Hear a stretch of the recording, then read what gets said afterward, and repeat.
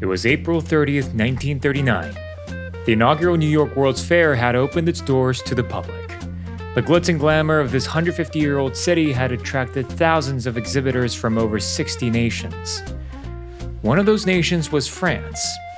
With the rise of Nazis' power casting a dark shadow over the country, the World's Fair may have offered a pleasant distraction and even a genuine hope for a peaceful future. And this 3-story French pavilion also happened to house the most beautiful car in the world, the Delahaye 165 Cabriolet.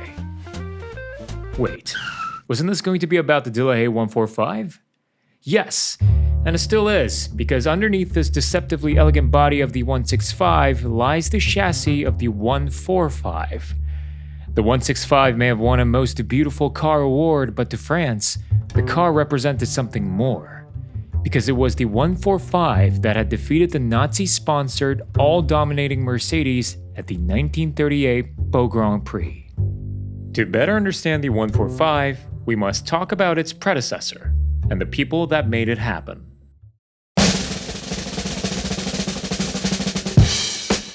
The year is 1933. The Great Depression is sweeping across the US and the European economy is suffering from the drop in exports. Things aren't looking good, and for Delahaye, they are on the verge of joining the hundreds of factories that have already shut down. At the time, Delahaye was well established in building dependable trucks and buses, but this strength did not translate well to their cars. Delahaye's passenger car catalog became increasingly bulky, slow, and most alarmingly, boring. To save the ailing car company, one of the co-owners, the 66-year-old Madame Marguerite Delahaye, remarked at a tense board meeting, "If you can't build automobiles in quantity, build fewer but better ones. Win races and sell more expensive cars." Delahaye's manager Jacques Weifenbach immediately set to action. Delahaye was returned to motor racing. The company was not new to the racing scene, far from it. Their first foray into motorsports was actually with its founder, Émile Delahaye, who entered his 100% domestically produced French car in the 1896 Paris to Marseille to Paris race. But when the company's founder passed away, Delahaye immediately withdrew from racing. And in a bid to return from their hiatus, Weifenbach set his engineering team to work on delivering a new racing car. The result of these efforts? The Type 138. Mounted with a modified 3.2-liter straight-six truck engine, the car boasted an unbreakable reliability, and when it arrived at the Montlhéry Autodrome in 1933, it achieved a respectable average speed of 98 miles per hour. While it wasn't setting any world records, the French reporters and public were drawn to it nonetheless. I mean, this was a company that made fire engines and buses, and now they're building a sports car, one that might win races.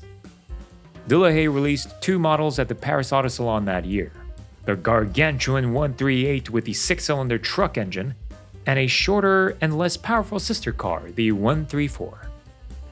Spotlit by the Type 138's performance at the Autodrome, the Delahaye booth was crammed full with reporters and interested buyers.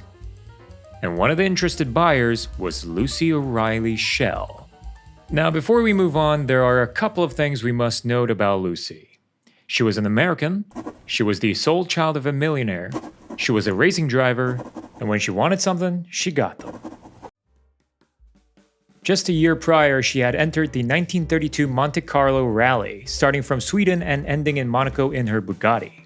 It was a treacherous endeavor, with only 64 of the 118 entrants crossing the finish line. Fatal accidents were sadly common in these epic long-distance races, and this rally was no different. But Lucy never quit. Accompanied by her husband Laurie and a French journalist, they completed the rally in 4 days. Her vivacious personality was matched by her dedication to racing and her skills as a driver. Coupled that with a virtually unlimited pool of money, she was something of a celebrity in the 30s French automotive world.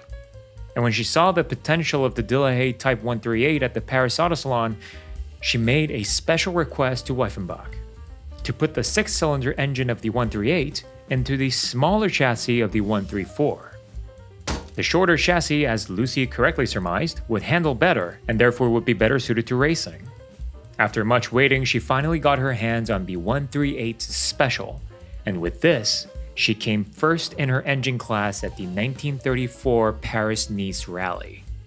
And lifting the trophy with her at the Automobile Club de Nice was René Dreyfus, who had won the hill climb portion of the same rally. Keep a note of Dreyfus, as we will come back to him later. Now, buoyed by the victory, Lucy became a patron of Delahaye, and in return, Delahaye became an ardent supporter of Lucy's headstrong ventures into racing. The new Delahaye 135, equipped with a more powerful engine and a brand new chassis, gave Lucy enough confidence to start her own racing team. With ample racing experience under her belt, she was sure the 135s could win her races. And they did. While her own career as a driver came to an end after a string of poor performances, she set her eyes on bigger goals. The Delahayes were competent.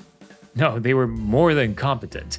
The 135s were responsive and rapid machines, with class-leading reliability. And now with Lucy Schell's offer to fund the entire operation, Delahaye had all the ingredients to make the ultimate race car, a Grand Prix Formula car. It was the beginning of the 145.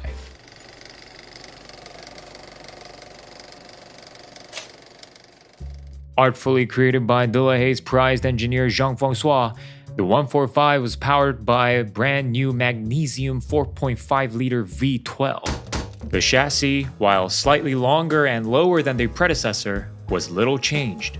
The time that would have taken for Delahaye to produce a brand new chassis was unrealistic given the timeline. The 145s impressed Lucy Schell, who purchased 4 of these machines for her new Grand Prix racing team, Écurie Bleue. Flying in France's national racing color, the company set out to represent their country alongside the established racing giant, Bugatti. But without a driver, the cars are just dust collectors in the garage. She needed a racing driver, and ideally, one that could win Grand Prix races.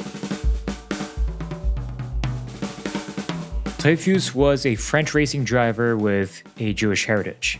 He was not a religious man, but his Jewish last name became a target in the growing anti-Semitism in Europe, though his successful career as a racing driver kept him somewhat insulated from the outside world. Dreyfus was often lauded as a driver with razor-sharp precision, but since his victory at the 1934 Belgian Grand Prix, he had failed to step on the top podium in a championship Grand Prix race.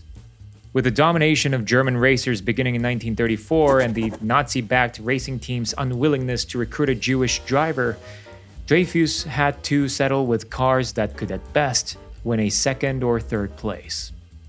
It really seemed as if Dreyfus was fighting a battle on 2 fronts, one on the racetrack to prove his worth as a driver, and the other off the track against the society that shunned him for his last name. And as for Lucy Schell, who was desperately searching for a world-class driver without a good seat, Dreyfus was the perfect candidate. And he agreed. It was going to be a long road to winning a Grand Prix, but it was the kind of fresh challenge Dreyfus needed to rekindle his fighting spirit. Many consider the Grand Prix to be the pinnacle of motorsports. It was a competition that tested the technological capabilities of the manufacturers and the endurance of the drivers. Running on closed circuits at dangerously high speeds, these early days of Formula Grand Prix races posed very real risks to the drivers' lives.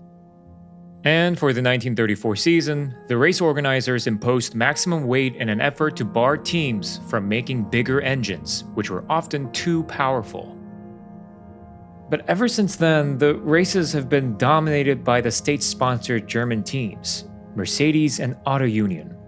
To give you an idea of how dominant these German cars were, beginning in 1934, in nearly every race that the Germans entered, it was either the Mercedes W25 or Auto Union's P-Wagen that won the race. While the first half of the 1934 season was riddled with mechanical and reliability problems for the Germans, there was no denying their outright speed on the straights. And by the latter half of 1934, these cars were virtually undefeatable. In the subsequent Grand Prix seasons, Mercedes and Auto Union traded victories, missing out on the top spot just once. And throughout all of this, there was not a single French car nor a French driver that led a Grand Prix. As the world of motorsports began to feel the effects of rising nationalism across Europe, the French government and the race organizers took this German domination personally. Something had to be done. So they did two things. One, change the rules to curb the German advantage. And two, directly fund French manufacturers to build more competitive cars. The new formula restricted engine size to 4.5 liters for unblown engines. But for supercharged engines, the size was reduced even more to just 3 liters. Given the Germans' preference for superchargers, the race organizers hoped that the smaller engine capacity would be enough to curb their outrageous power advantage. As for the state funding, the French government organized what was alluringly named the Million Franc Challenge. As the name implied, the challenge awarded the winner with 1 million francs. The contest rules were fairly simple. To win, the contestants would have to complete 200 kilometers or 16 laps of Montlhéry circuit at an average speed of 146 kilometers per hour or above. And most importantly, the cars had to abide by the new formula. And the contest was actually split into two. The winner of the first contest would be awarded 400,000 francs, and for the second, 1 million. The first contest was easily won by Bugatti. The supercharged T59 won with a comfortable margin, but it was a bit of a farce of a competition, as the Fund Commission bent the formula and the deadline to suit Bugatti's needs. Naturally, the rest of the field, including Delahaye, turned to the second challenge. No fixes and no cheating. The fastest would win the ultimate prize. The Bugatti team turned up in their Formula Spec T59, piloted by Robert Benoit, a 42-year-old Grand Prix winning driver. Despite his best efforts, however, the Bugatti posted a time of 1 hour, 22 minutes, and 3.9 seconds, 9 seconds over the target lap time. Next up was Dreyfus in the 145. It was the stripped-down record-setting version with no paint and no headlights. And on August 27th, 4 days before the deadline, the Type 145 rumbled into life, ready to set a new record. In Dreyfus' hardest drive yet, he tackled every blind corner, every hairpin, and every banked turn with inch-perfect precision and bravery. Every lap he shaved off 1 second, then 2, then 3, and on his final lap, he completed the million franc run with a total time of 1 hour, 21 minutes, and 49.5 seconds. He qualified the Delahaye for the fund, and more importantly, he had beaten the Bugatti. Despite Bugatti's follow-up trial with their championship-winning driver Wimmerly, it was the car that gave way. The constant mechanical issues meant that Bugatti could not post a new record within the deadline. And René, who was already driving around the circuit to set a better time, was told to slow down and suspend his time trial. He had done it. Delahaye won the Million Franc Challenge.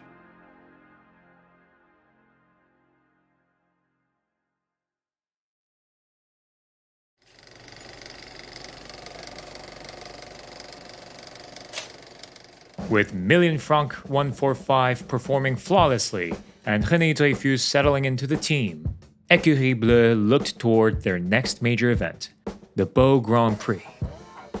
Despite the success at the Million Franc Challenge and the indestructible 145 piloted by one of the finest drivers, the Mercedes still posed a seemingly insurmountable wall. There was simply no competition between the two companies when it came to budget and team size. The Mercedes arrived at the Grand Prix with an army of engineers and pit crews to adjust every single detail about the car for a perfect win. While for Delahaye, it was really just Jean-Francois and a couple of mechanics tightening some bolts. While the Delahaye 145 used an unblown engine due to a lack of funds to develop a supercharger, the Germans had the money to develop both a supercharged engine and an unblown engine, just in case the unblown engine performed better. Understandably, as the start of the Grand Prix drew closer, most reporters and spectators expected a rather dull and predictable victory by the Mercedes. The W154 had an additional 200 horsepower advantage over the Delahaye, and on the straights, it would be as if the two cars were racing in a different class altogether. But Lucy, as we know, is not the one to back out, and neither is René. The team loaded their 145 on a trailer and drove down to Pau. The 1938 Pau Grand Prix began with two major competitors out of the picture, Auto Union and Alfa Romeo. With just 8 racers on the grid, all the attention was focused on the top two. René Dreyfus in the Delahaye, and Rudi Caracciola in the Mercedes W154. With an impossible challenge at hand, Dreyfus entered the car, knowing two things. The Mercedes suffered from wheel spin in corners and needed a pit stop for refueling. The 145 had neither of those problems.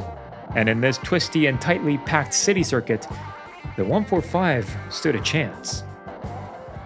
The race began with Mercedes in the lead. Lap after another, the Mercedes pulled away but failed to shake off the persistent Delahaye in the corners. Over the course of grueling 100 laps, the Mercedes made multiple pit stops and a driver change, while Dreyfus ran on a non-stop strategy with unwavering concentration. Ultimately, it was no competition. Dreyfus even slowed down near the end of the race to lessen the strain on his magnificent 145. The French crowd went wild, and the euphoric race director frantically waved the checkered flag for the French driver in the French car.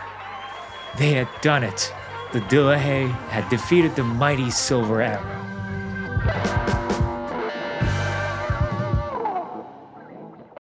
The 145 became an instant legend, and sticking to Charles Weifenbach's aim of making sports cars that can sell, Delahaye immediately turned to creating a road-going version of the 145 with a detuned V12 engine. And herein lay another reason why Delahaye stuck to an unblown engine for the car. For Delahaye, while motorsports and winning Grand Prix was great, the main motivation was to increase their passenger car sales figures. A supercharged engine was too thirsty and too impractical for a road car. A naturally aspirated engine with 12 cylinders provided a smooth power transfer like nothing else, and suited perfectly to Delahaye's lineup of luxury cars. And of course, the 145 being a Nazi-defeating chassis was a kind of advertisement material that rival companies could only dream of. Two Type 165s were built, based on the 145s, both for exhibition purposes. The Joseph Figoni designed body represented the pinnacle of pre-war French automotive design. Its swooping teardrop-shaped fenders that encased both the front and rear wheels looked as if they had been sculpted by the wind.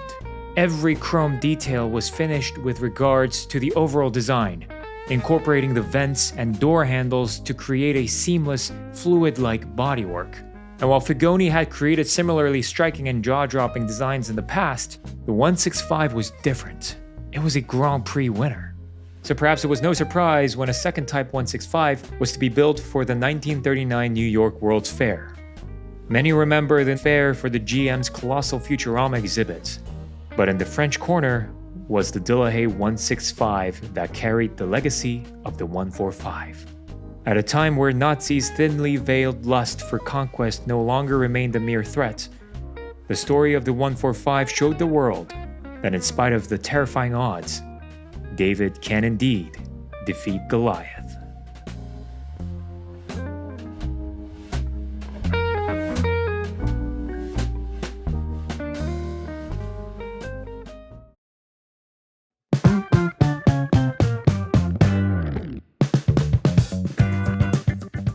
This one took a little longer to write than I had first anticipated.